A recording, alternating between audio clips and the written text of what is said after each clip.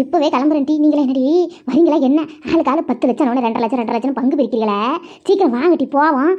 என் வீட்டில் இருக்குது அந்த அந்த இது எல்லா காரையும் எடுத்து வச்சுக்கிட்டு பேசுவோம். என்னதான் சொல்கிறாரு அந்த மேனேஜர்னுட்டு, என்னென்ன கொண்டு வர சொல்கிறாரு ஒன்றும் புரியல. நம்பர் தான் இருக்குல்ல, திரும்ப ஃபோன் போட்டு பேசுவோம். வாங்கட்டி வீட்டுக்கு போவோம். ஆமாக்கா வாக்கா போவோம். நீ எவ்வளோ பற்றியும் பேசத்து கிடையாது, எவ்வளோ என்ன சொன்னாலும் நமக்கு கவலையே கிடையாதுன்னு போகணும். வாங்க போவோம். ஏக்கா உன் மாமியார் எல்லாத்துக்கும் நல்ல சௌகரியமாக இருக்குக்கா. உன் மாமியாரும் என் மாமியாரும் எங்கிட்ட வருஷம் முச்சூரும் எங்கிட்டாவது போய் கடந்துட்டு வந்தால் தேவலாம்னு இருக்குது. ஏக்கா கடுப்பாக இல்லை? இது வீட்டில் இருந்தால் நம்மளால் எங்கேயாவது சுதந்திரமாக பேச முடியுதா? இல்லை எதுவும் சந்தோஷமாக வெளியில் போய் வர முடியுதா? இது இல்லைனாலும் இதை பாரு, எல்லாம் ஒன்றா சேர்ந்து உக்காந்துக்கிட்டு சந்தோஷமாக இருக்கிறோம். இதுவ வந்தால் மட்டும் எதுக்கு இவ வந்தான்ற மாரியே பார்வை பார்க்குதுல.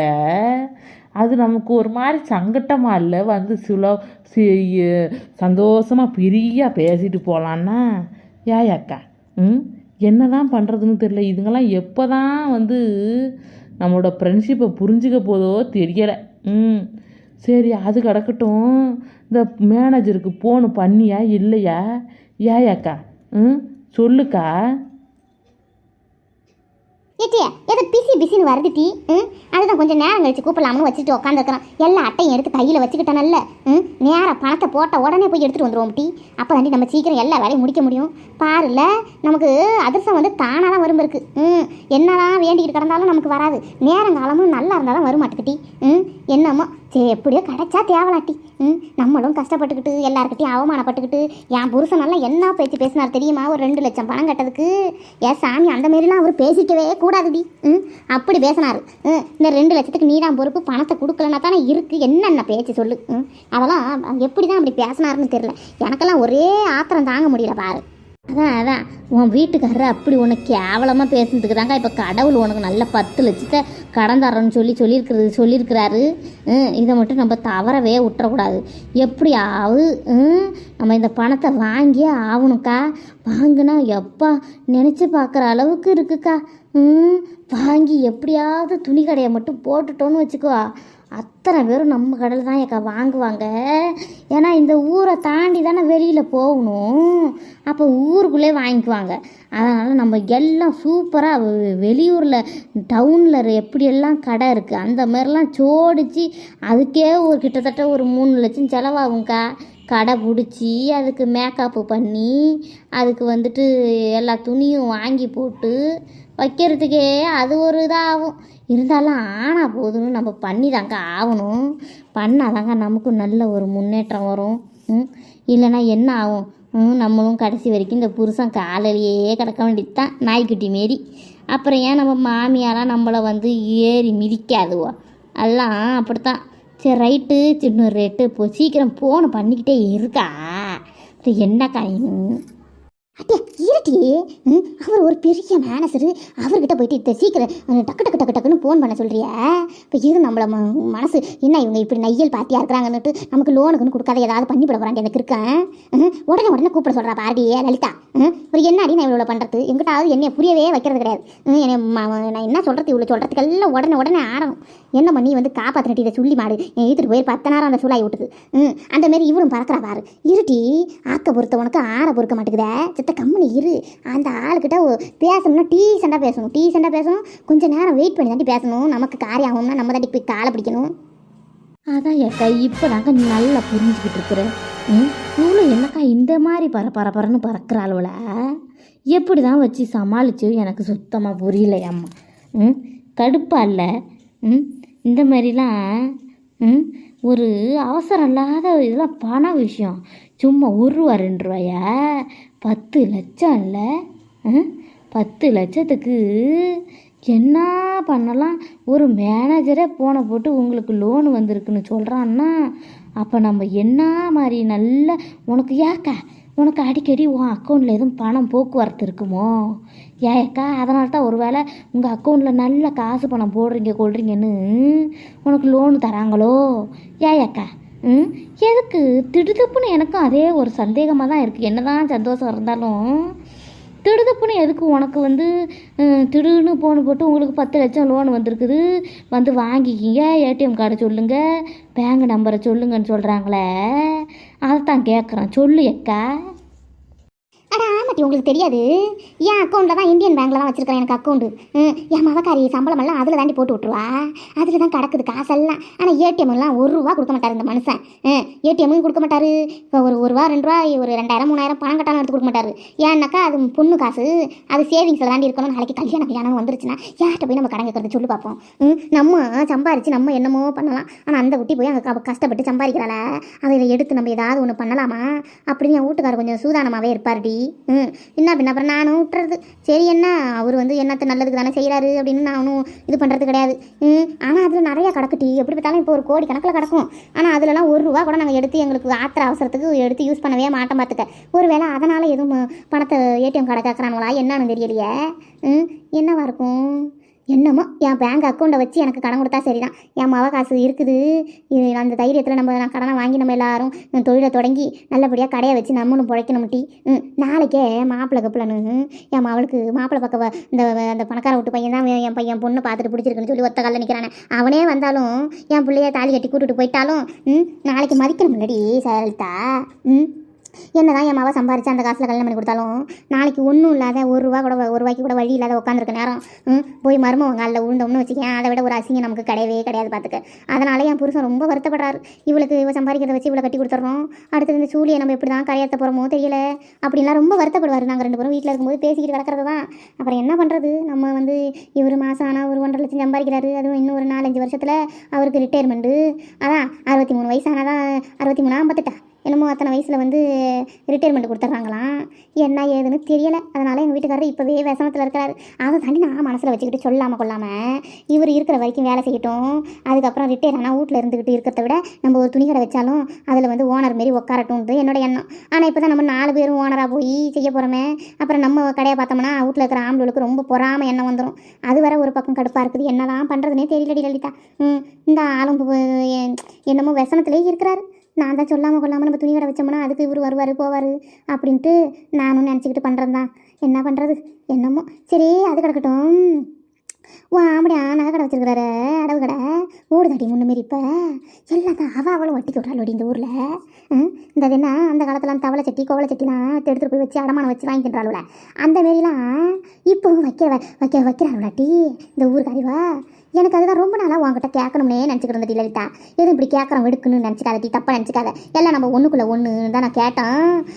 கேட்டி ஓடுதான் அளவு கடை வாம்படியா தான் எதில் காசு இருந்தாலும் நக்கி எடுத்துகிட்டு வரேன் நக்கி. பின் நான் என்னத்தை நான் சொல்கிறது, அதுக்கு தான் கேட்குறேன். அட என்னக்கா நீனு, நானே வருத்தத்தில் இருக்கிறேன். அந்த கதையை பற்றி பேசாத. இந்த மனுஷன் என்னதான் சண்டை வாங்கினாலும் அந்த அடவு கடையை விடுறதே இல்லை. பொழுதேரிக்கும் அந்த அடவு கடையிலே தான் இருக்கிறாரு. இப்போ பார்த்துக்க. ஆனால் நம்ம கடைக்கு எத்தனை பேர் வந்து அடவு கடைக்கு நாங்கள் வந்து உங்கள் அடவு கடைக்கு உங்கள் புருஷங்கிட்ட ஒரு வார்த்தை சொல்லுக்கா, நான் இது மாதிரி வந்து கொலுசு அடவு வைக்கிறேன், செயின் அடவு வைக்கிறேன், தோடு அடவு வைக்கிறேன்னு சொல்லி கேட்டது தான் நான் பார்த்தேன் இத்தனை வருஷ காலத்தில்.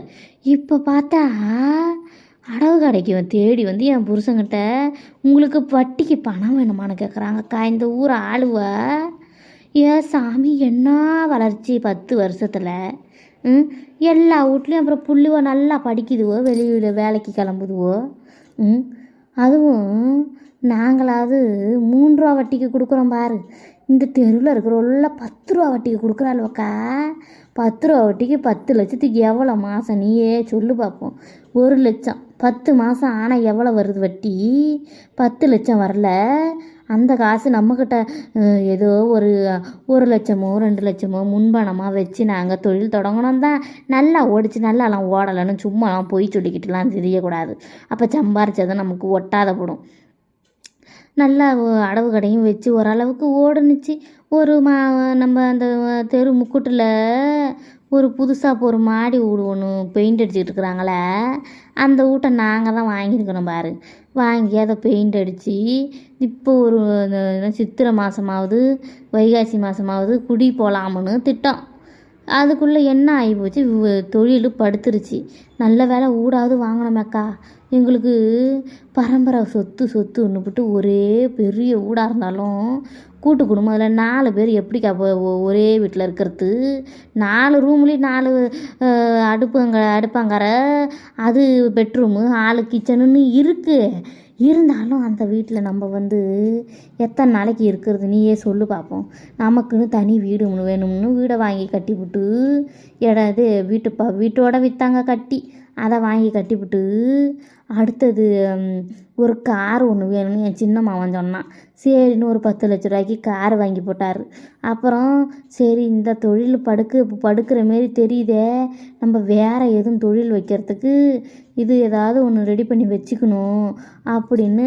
எங்கே இப்போலாம் நமக்குன்னு சொந்தமாக வயல் இருந்தால் தானே நம்ம விவசாயம் பண்ணி, கடைசி கட்டத்தில் எத்தனை பேர் வயலை விற்றாலும் சரி, விவசாயமே அழிஞ்சாலும் சரி, நமக்குன்னு ஒரு காணியெல்லாம் இடம் இருந்தால் நம்ம விவசாயம் பண்ணி நெல் அறுத்து நம்ம வருஷத்துக்கும் வச்சுக்கிட்டு சாப்பிட்லாம். யாருக்கிட்டையும் போய் ஏங்க முடியாது. இப்போ உள்ள காலகட்டத்தை பார்த்தா விவசாயம் எங்கே நடக்குது? அதனால் பயந்துக்கிட்டு ஒரு காணி இடம் வாங்கி போட்டாருக்கா.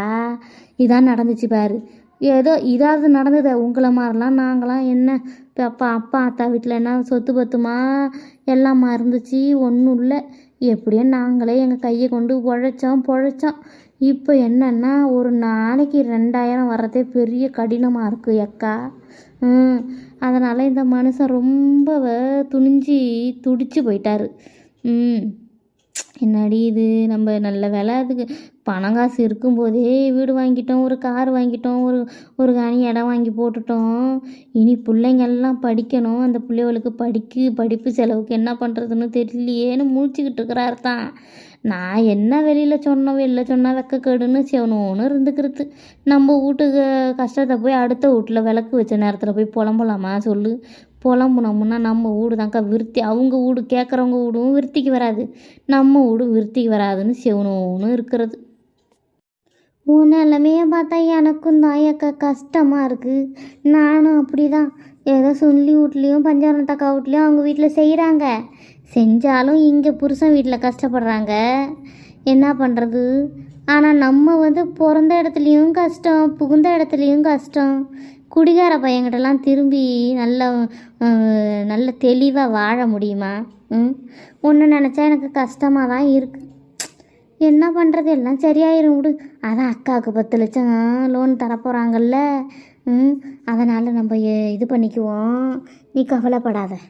ஆனால் ஆமாட்டி, தேதான் 10 லட்சம் வரப்போகுதே. நம்ம என்னத்துக்கிட்டே நம்ம எல்லாம் சேர்த்து ஒன்றா ஒரு தொழில் ஆரம்பித்து நம்ம முன்னுக்கு வருவோம். கவலைப்படாத. என்னமோ நான் நினச்சேன் தான். இப்போ இந்த காலகட்டத்திலலாம் அதை பாரு, என் மாமியெல்லாம் ஊருக்கு வீடு வாங்கி வச்சிருக்குது. சின்ன மாவனுக்கு ஒரு இடத்துல வீடு, பெரிய மாவனுக்கு மட்டும் புதுக்கோட்டையில் கட்டி கொடுத்துருக்குறேன். அந்த பொம்பளை எனக்கு பட்டிக்காட்டிலலாம் கட்டி வீடு கட்டி கொடுத்துருக்குது. இது வாழ்ந்த வீடுன்னு எங்களையும் இங்கேயே பிடிச்சி செயலில் போட்ட மாதிரி அடைச்சி வச்சிருக்குது. அந்த பொம்பளை இருக்காள என் ஓரவத்தி பெரியவ, ஐயையோ அவள் பொல்லாத ஆள். அவள் என்ன தரமா பண்ணிவிட்டா?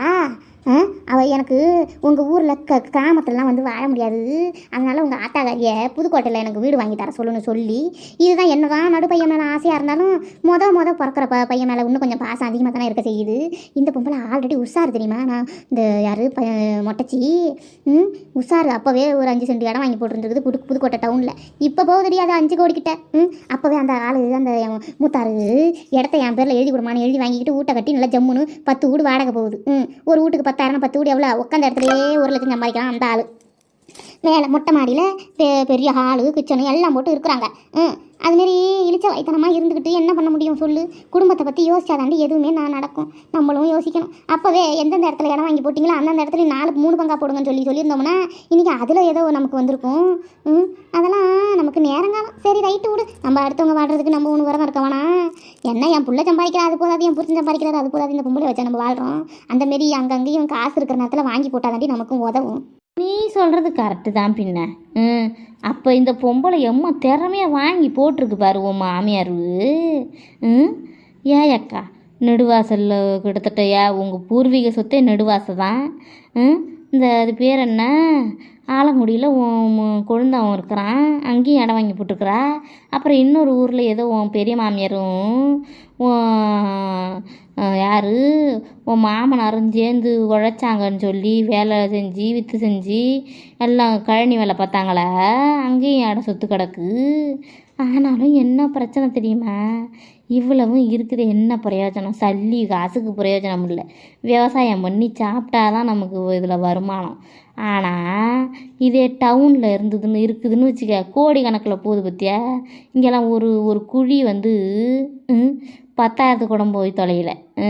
அப்படி இருக்கும்போது என்னப்போ சொத்து பத்தெல்லாம் இருந்து என்னத்தை பண்ணுது குடு.